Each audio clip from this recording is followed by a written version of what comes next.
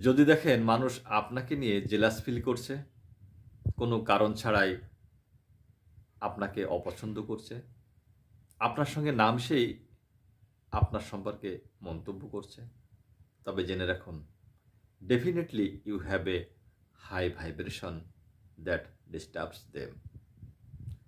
আপনার ভেতরের শক্তি এতটাই ইতিবাচক যেটা তাদের কাছে অসহ্য। নিজেকে ছোট করবেন না। আপনার ভেতরের আলো এতটাই উজ্জ্বল যে তাদের চোখ ধাঁধিয়ে যাচ্ছে।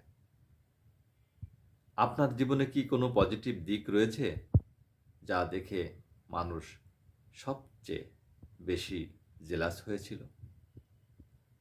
যদি এমন কোনো ঘটনা থাকে